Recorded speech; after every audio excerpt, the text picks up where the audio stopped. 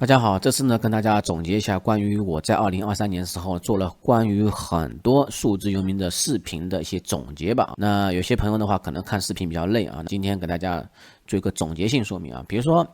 那数字游民的话，你肯定得有签证吧？这签证的话，你看什么签证最好用呢？我个人认为还是美国签证最好用啊，因为美国签证的话有一个好处呢，太多好处了啊。从年限来说的，美国签证是10年签证啊。加拿大也是10年签证，但是加拿大的10年签证跟美国签证10年呢是不太一样的啊。比如说美国签证10年的话，它是从你拿到签证那一天啊，或者说获批那一天算起算10年啊。做你的护照过期啊，它这个签证有效期是超越你护照有效期的，因为护照有效期基本上是10年嘛，你给那个签证官递交上去的时候，肯定是10年是不到的，等于说你这。很有可能啊，就像我这样子啊，如果去美国的话，我要2本护照去，因为我的签证在我的老护照上啊，我的新护照是没有美国签证页的，2本护照都给他去，等于说是可以分离的啊，分离使用的。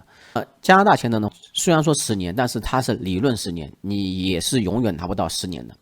因为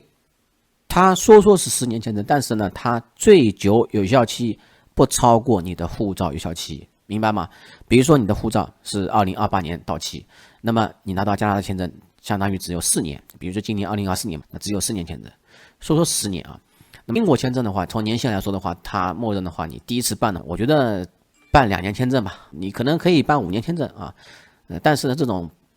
种的话，我觉得第一次办的话不太稳固啊，不太可靠啊，而且呢，英国签证的话需要你提交很多资料啊，加拿大签证的话也是一样。从价格上来说的话，英国签证2年签证差不多也要1000块人民币啊，美国签证稍微贵一点，贵了不多啊，没有说几何级增长。还有一种签证的话就是申根签证的话，从免签国数量来说，申根签证应该算是签证之王，但是申根签证有个非常不好的地方呢，你可能第一次办的时候，他不可能给你这种多年签啊。理论上来说，按照规则来说的话，它是你2年内去过3次申根区，那么你才有机会去申请这多年往返的这种申根签证啊。那多年往返的话，你作为短期访客签证啊，也不会给你很多年的，不会给你10年的啊，能给你3年5年的话都算很不错了啊。虽然说从数量上来讲呢，申根签证免签的国家要比美国多，但是你要想啊，申根去20多个国家了啊，所以说从国家数量上来说，其实从土地面积来说的话，并不比美国签证占优势啊。美国签证的话还有很多优势啊，比如说呢，美国签证的话，基本上在南美洲啊，基本上很多国家都可以免签啊。那巴西不能免签，但是呢，有些国家的话，比如说阿根廷的话，说是免签，但是呢，你需要申请一个 AVE 的啊电子许可。不过的免签国家数量的话非常多啊，而且这个免签时间非常长啊。比如说你拿美国签证到墨西哥啊这种国家的，也可以居住183天啊，能免签半年。时间是非常长的。那如果说作为一个数字游民啊，你刚去完美国，那美国时间到了啊，你跑到南美去啊，那完全没问题。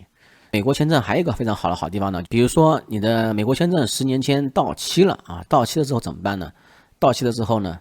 当然要重新办啊，重新填表。但是呢，到期的话，你可以免面谈传递啊，不用再去领事馆面谈了啊，不用再去面谈了。这个面谈主要原因呢是。第一个看你是不是诚实啊，第二个的话还是最重要原因是为了这个人对国家安全是否有影响啊，这个原因。所以说呢，当你10年前到期的话，基本上是可以续签的啊，这个官网上是有说明的。你可以找中信银行代传递啊。如果说你是港澳地区啊，包括马来西亚这种地区啊，说实话规则也是一样的啊。那么还有一个好处就是呢，如果说你有美国签证的话，基本上你的小孩子啊，默认说实话，其实也是可以，加持传递这种属性的，因为小孩子他年龄不到14周岁的话，是可以默认不需要前往这个领事馆面谈的。那所以说呢，只要依托父母的签证页，你作为一个资料辅助证明，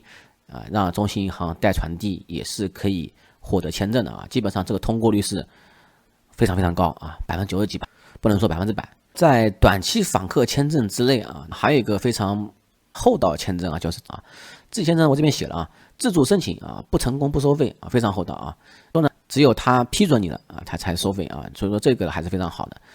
不像有些签证啊，那美国签证的话，你被拒签的话，你这个钱是不退的啊。大部分签证都是拒签不退钱的啊。好，再来讲这个关于数字游民签证的话，我觉得我个人还是认为马来西亚的数字游民签证的话比较吸引人，而且问的人也很多啊。很多人的话在担保金这块过不去啊。其实这官网上里面说的很明白啊，这本身的数字游民签证啊，关于马来西亚的数字游民签证，它其实是跟一个机构合作的。你有些相关事务证明啊，这个银行之类的东西啊，其实找那个机构办理就行了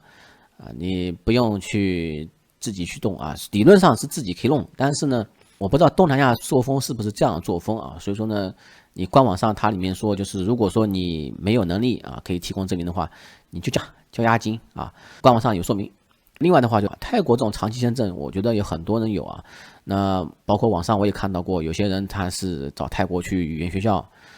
交1万块钱，但是泰国签证啊，之前因为就类似于东南亚诈骗太多啊，这种关于收紧情况啊。总而言之啊，泰国签证我也看到一些评论说啊，泰国签证官网上是一个说法，但事实你去办的时候呢，又是一个说法啊。很多时候呢，他们不是按照官网上的操作流程去做的啊。那从中呢，也产生一种现象，就是说你有些签证你不得不找黄牛办。但是办还是能办的啊，我也发现了这个现象啊。比如说这种像精英签证嘛，泰国精英签证，其实精英签证说白了就是卖签证那个是有公司，还有就是泰国创业签证啊。我这边写了啊，泰国创业签证的话，创业园区帮你一站式申请啊，它本身你就租房啊、租工位啊，就在那边申请啊，它可以帮你搞定啊。其实说白了啊，就是这种有点像花钱找黄牛类似啊。那么数字游民签证关于欧洲这块嘛，欧洲的话，其实说实话啊，其实还是很难的，门槛要求还是挺高的。首先，欧洲这个收入不低啊，基本上你如果说没有被动收入2-3千欧的话，我觉得很难申请啊。特别是德国自雇及自由职业签证啊，这个签证是有这个类别的，但是基本上这个门槛还是很高的。那有些人呢，曾经有个人问我啊，他说这个厨师能不能申请这个德国自雇之类的？那肯定是不行的啊。那另外的话就是我之前看到德国驻中国大使馆网站上有专门的是讲解过这个厨师怎么去申请德国的相应签证啊。这个你可以在官网上看看啊，他写的很详细，而且语言是中文的啊。另外的话，有些人问我这个挪威啊，甚至有个人说他是理发师，他说想去挪威做这个自雇游民签证，这个不行的啊。怎么说呢？这种自雇啊，你首先要知道这个自雇，你的经济收入来源是来源于这国家以外地方。说白了，说实话，你从美国赚钱到挪威去花，那是可以的啊。一般说叫什么啊？数字游民的话，怎么意思呢？很多时候远程工作啊，因为疫情期间远程工作特别多嘛，所以说产生了这种数字游民签证。那说白了，就是你从美国赚钱到挪威花，挪威当然是你带动了消费，带动就业嘛。那而且的话，就说实话啊，这挪威、芬兰这种国家本身他们官方语言啊也不是说英语啊，那很多东西呢又在纬度很高地区，这种资料啊也不是很多啊，去那边的人也不是很多啊，所以说他在对这种数字游民签证这方面啊，他这种官网也不是很详细啊，就感觉有一副爱理不理的样子啊。好，关于南美洲的数字游民签证呢，说实话啊，盘点一下啊，基本上要求很低。如果说你有个美签的话，你甚至都不用申请这些签证。有些地方呢，它是有这个居住卡啊，但是呢，你会在那个岛上生活吗？我觉得也不太会吧。那个岛上你愿意生活吗？你可以看看啊，这个要求非常低，不高。好了，介绍一个最牛逼也是最好用的签证啊，我觉得是最好用的啊，就是数字游民签证里面呢，它是免费的啊，免费的东西当然好啊，这个毕竟是官方的啊。虽然说有句话说免费的东西最贵的啊，但是这个毛里求斯高级签证是可以的，它是一种长期签证啊，那你可以免费申请，你不用申请费啊，你就官网上申请，也不用找人申请。当然我知道有些中介的话可能拿这个东西拿卖钱啊，拿卖个几万块钱，但是我可以告诉大家，这个是可以免费申请的。当然，如果说你真的搞不定的话，你找人办啊，那你可以还价啊，这个是没零成本的东西。而且呢，毛里求斯呢，我也听到说有些人说那边生活成本非常高啊，但是呢，这地方相对来说啊，毛里求斯在非洲里面已经是算非常非常不错的国家了啊，这收入啊各方面啊，在非洲里面算顶流了。好，那么数字游民签证，那出国总要有个钱包吧，那有些时候要办一些卡，对吧？那有些卡的话必须要国际化一点。那首先说的话啊，说实话，那个中国内地的一些卡，说实话也不错啊，比如中信银行啊、招商银行啊，很多卡，都不错啊。那有些返现，那中国银行当然也不错。那如果说你要外资的卡的话，其实也可以啊。我尽量建议各位，如果说办卡的话，最好亲临银行。现在有些数字银行啊，在网上可以，你说人不去银行啊，网上直接办理，可以，当然可以。但是有些银行你不太稳固，很容易到时候呢把你关户了、冻结了，可能会给你造成麻烦啊。钱呢一般来说不太会丢失，但是会很麻烦啊。那如果说你有美国签证的话，你可以跑到美国去办美国银行啊。当然，美国银行在美国的话，说实话也不是最大的啊，只是这个名称的话，感觉这4个字啊特别硬。那另外的话，那比如说你去香港的话，很多人就是想办香港汇丰啊，汇丰是在香港是非常非常有名，对吧？那还有恒生也是可以的啊。如果说你想办香港恒生的这种，内地也可以办啊，特别是恒生啊，恒生的话，如果说你想办的话，可以联系我一下。还有的话，渣打银行啊也是可以内地办，就是渣打跟香港恒生啊这2个啊内地办都可以办啊，只要存钱啊在内地存钱就行了。不过这里呢，花旗银行虽然说花旗银行在香港的话非常好用，但是花旗银行的办理门槛啊非常非常高啊。好，再说回常用网址啊，首先的话，比如说出金跟入金，比如说你从中国内地汇款到香港啊，那数字游民嘛，所以说呢，这转账汇款理由的话，你写旅行那是应该是没问题的啊，你本身就是有签证啊，你确确实实要去旅行啊，甚至可以拍些 vlog 啊作为证明。那跨境汇款从国内汇到香港汇到美国的话，我建议啊还是用熊猫数汇好，它呢支持的国家比较多啊，熊猫数汇在这种汇款工具上面啊，我觉得在内地应该是第1名了。第2点的话就是考拉数汇的话是干嘛的呢？这是做一个补充。那考拉数汇跟熊猫数汇的话，其实他们在同一时间啊起跑线的，只是呢熊猫数汇在做广告战略上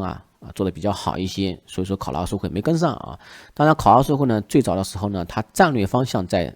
澳洲啊，所以说呢它针对澳洲留学生，比如说一些留学生一些费用转钱转回国啊，所以说呢你可以用熊猫把资金出国啊，考拉数汇资金回国啊，就这么简单啊。那么熊猫数汇能不能资金回国？当然也能啊，但熊猫数汇有一个弊端，就是说客服经理他在每个国家地区设置一个不同的客服经理，明白吧？就是说，如果说你在日本想把这些钱汇回中国的话，你找客服经理的话，那日本一个客服经理，韩国一个客服经理经理是不同的。那考拉数汇的话，在这块的话，就你可以一站式你直接一个客户经理管你你无论是从汇款欧元还是汇款澳元、汇款美金还是汇款港币，那美金的话暂时现在由于这个速度比较慢，所以说它暂停了。那未来的话肯定是有的，因为曾经有过嘛，只是因为速度不好。好，那么再说回保险保险的话，我这边有2种保险全球旅行保险。这个保险的话，说实话，它的保险名称就叫数字游民这个保险，真的就叫 Nomad 还有一个保险呢是美国境内本土旅游保险，因为什么呢？如果说你这个旅行者到美国美国看病很贵如果说你买这个全球旅行保险加了美国的话，它价格会非常非常高。那这种情况你还不如买这个美国境内本土旅游保险好如果说你不在美国那你就买全球旅行保险，而且这个保险的话，你办申根签证也是可以用的没问题的。因为申根签证的话，它需要你强制要买份保险。好，再说飞扬虚拟卡是我自己也在用的平台上次好像他们家被攻击过了虽然说被攻击好像他们处理这块不太得当但是飞扬虚拟卡的话，我查过他们是香港一家上市公司的子公司吧这家公司还可以，里面的卡种还多而且写的比较详细，比如说告诉你哪些卡是可以用亚马逊的，哪些卡是可以用谷歌的，哪些卡适合在香港消费，哪些卡适合在美国消费还是可以的关于证券开户因为很多朋友呢，数字游民他有些钱呢你放在银行也不划算那我认为那本身的话，你看炒港股的话，富途牛牛当然是应该来说是知名度很高了还有老虎证券，但是呢，富途牛牛呢跟老虎证券呢已经被内地监管了。如果说你没有存量客户证明，什么叫存量客户证明？就是你以前炒过港股，你拿之前那个月账单啊给他提供证明，他才能给你开户。等老客户、老玩家才能给你玩啊，新玩家他不收了。那么这样的情况，那么有个替代方案，你小的券商你也不敢用，是吧？富途牛牛属于腾讯系的啊，应该算腾讯系的，里面这个创始人啊是腾讯的老员工啊。长桥证券的话，应该属于阿里系啊，里面的员工阿里出来的比较多。那么你可以用这个长桥啊，长桥的话，我感觉跟富途牛牛还是有得比的啊，还是成长非常快的一个券商。你炒港股的话，用长桥比较好用，而且呢，长桥证券的话，现在的话是可以帮你免费协助你办理港卡啊，在这方面可以帮你预约啊，帮你之类的啊，还是比较好的。因为很多时候呢，我们去办港卡的时候呢，他会问你你办港卡的理由。你办这个卡是干嘛的？他很怕你去做一些违法操作，对吧？那这个时候的话，有长桥证券帮你做一个证明，也是非常好的理由。至于炒美股的话，我自己用是这家啊，这家的话是必备啊。有些人的话可能用别的券商，那也可以啊。但是这家的话，我为什么用这家呢？我最想用的肯定不是这家啊，我最想用的是用罗宾汉啊。只是罗宾汉的话，它需要美国的 SSN 啊，我没有啊。罗宾汉是免佣券商，那这家的话是免佣的美国本土券商，又支持美国 ACH 出入金，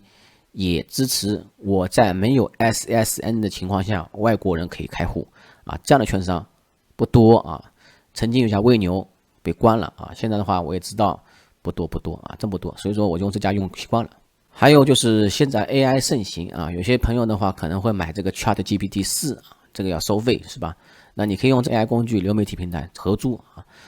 几十块钱一个月吧，比你自己去买就便宜多了，几十美金了啊，这个叫几十人民币。好，关于服务器这块的话，其实有很多选择啊，你看丰俭由人吧。你如果说喜欢贵的就喜欢贵的，我觉得这家我自己用这家的话还可以啊，而且的话，我光是从他们的收款渠道的方式啊，真的很多啊，收款渠道方式越多呢，证明这家服务器公司啊。可能客户的遍布全球更广泛啊，我还是比较喜欢这家的。好，至于在海外，如果说数字游民，无论是旅行，那么你用 SIM 卡啊这方面的话，我现在的话自己用 eSIM 卡啊。那么 eSIM 卡的话，当然的话，我之前也做过这个视频。如果说你的手机不支持 eSIM 的话，你可以买个 Fiber 就是500卡啊，那个卡的话是可以把 eSIM 卡写入到一张实体卡上去。那么我这边的话推荐2家啊，这个话看你自己喜欢。当然的话也有一个网站曾经我介绍过，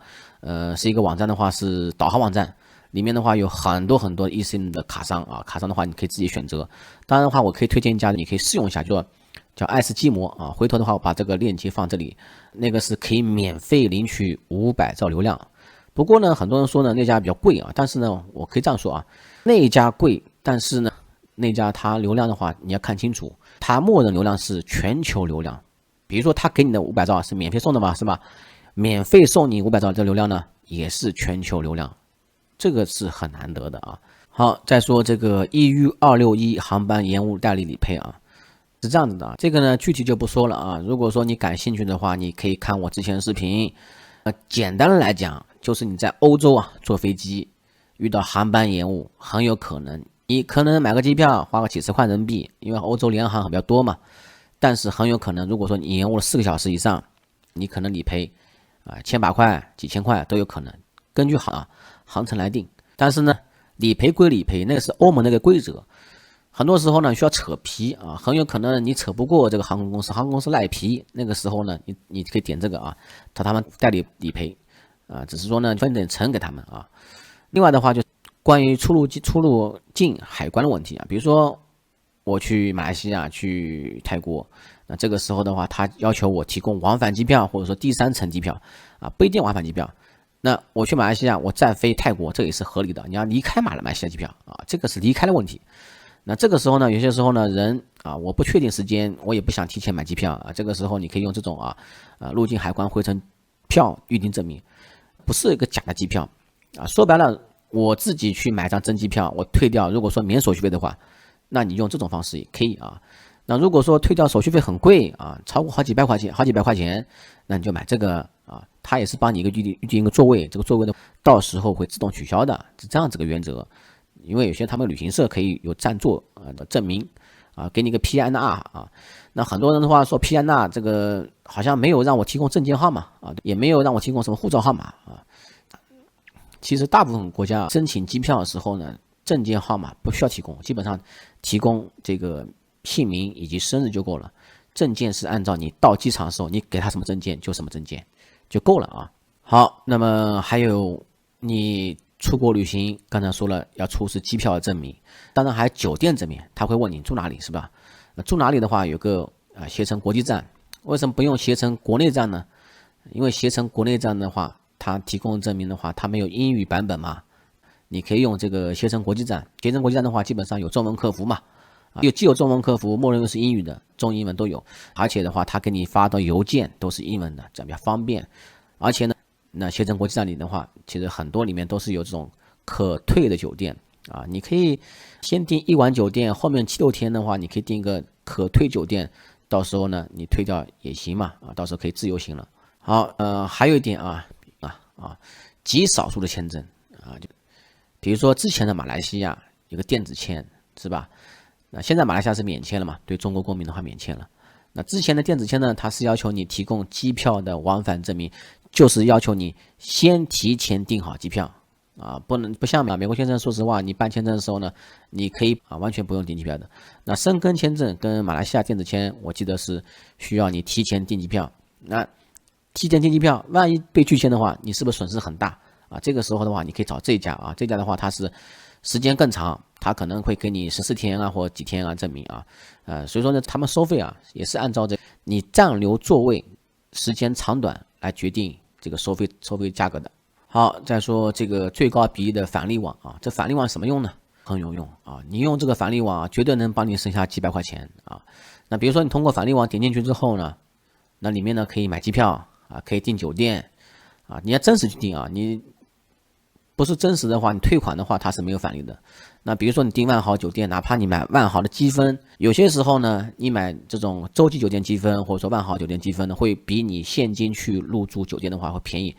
无论你是积分还是用这个现金去住酒店，那包括在这个返利网里面万豪的、IHG 的、希尔顿的都有返利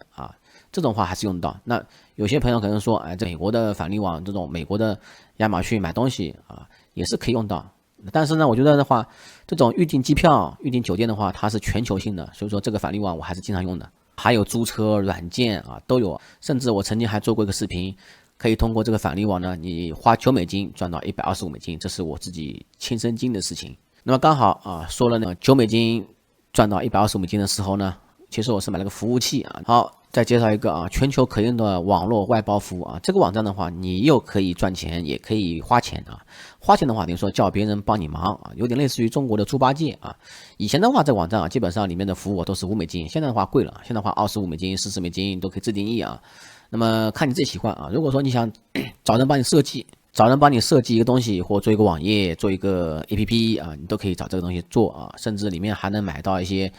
帮你升级什么会员也有。那服务很多那曾经的话，我做视频的话，介绍这个你办公司税号包括这个 item 美国个人税号，这家也有那这家的话是比较竞争力的嘛，里面的话是各个商家类似于淘宝，你可以自由选择，对吧？那再说回来那这个是干嘛的呢？这个是我认识的一个朋友，他曾经在北京语言大学读书，读了4年，现在专门在做这个生意在美国做公司注册。办理雇主 EIN 号以及这个 item 所以说呢，通过这个申请的话，可以一站式办理但是我不是说强烈推荐只能说你看哪个方便就办哪个哪个便宜就得办哪个。但是呢，有些时候呢，你看看这个很贵只能说这家的话没有隐藏收费、隐形收费因为办公司你需要地址后续报税，他第1年报税服务给你算进去了。这样的话算进去都算进去你算这个算总账那有些公司的话，你看网上美国公司比如注册的话，基本上可以告诉你0元$0注册公司。但是0元的话，中国也有很多这种工商注册0元，但后期可能我也会问你这个地址费帮你收封信要钱帮你报税要钱这个算下来你看你喜欢走哪种方式，你就走哪种方式啊，都可以啊。你反正自己对比吧，问得清楚就好。货币三家啊，那今天给大家介绍这盘点啊，还是介绍这些啊，还是都是有关联的啊，没有说专门割裂的一块啊。